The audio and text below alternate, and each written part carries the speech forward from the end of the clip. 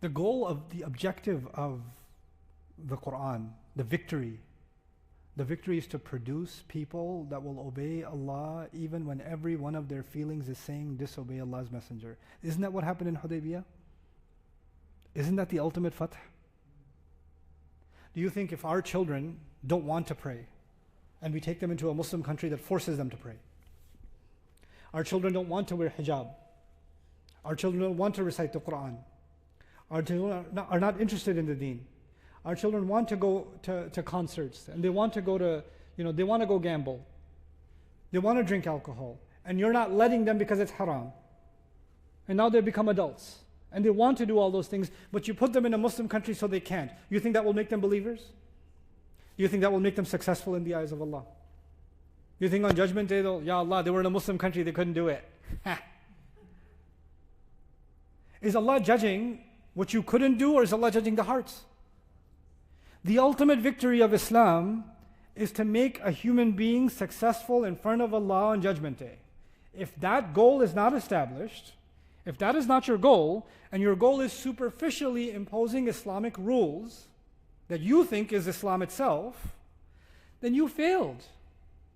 That's actually, so what if 1 million people are being forced to pray and forced to eat halal and none of them want to, or the majority of them don't want to, or the moment they have freedom, they'll do something else?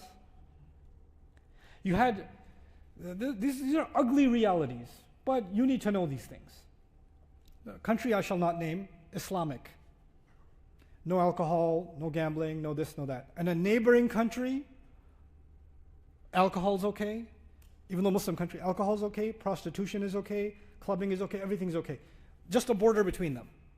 And it's an open border. Friday night, there's a massive traffic jam from the Islamic country into the party country. All weekend. And a massive hijrah back. They make Umrah every weekend. And these are both Muslim countries. These are both Muslims, and there's adhan in both countries. There's salah in both countries. But what is this reality? The reality is Islam is not being brought to the people. When we're discussing Islam in the Muslim lands, we're discussing Sharia courts.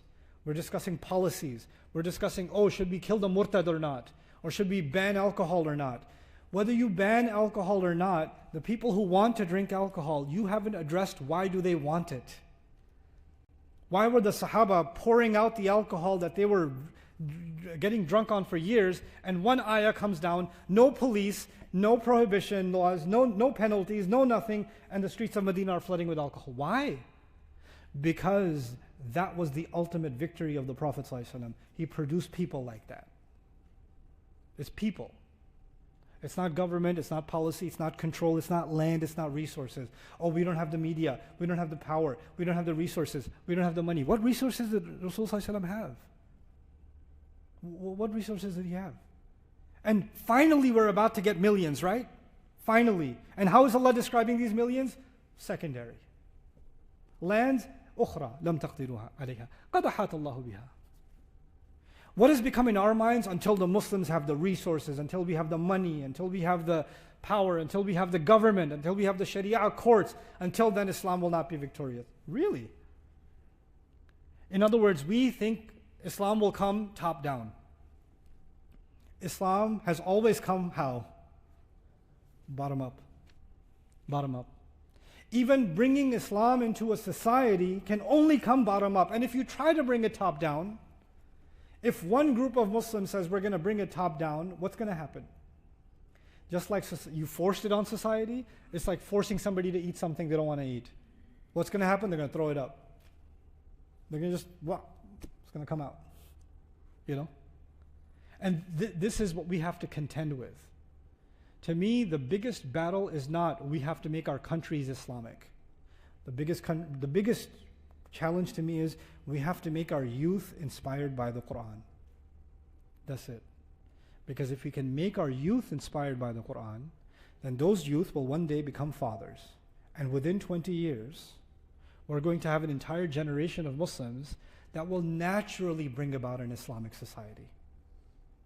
because they're attached to this religion as part of their psyche. They're consciously Muslim. They're not civilizational Muslims. They're not Muslim because their dad was Muslim or mom was Muslim. They're Muslim because they love this religion. They're convinced of it. They're convinced of its values. They can convince their non-Muslim friend of its values. They're that convinced of it, that people are nervous to be around them because when they're around them, they might become Muslim too. When you start producing youth like that, then you see a change in the world. That's when you see a change in the world.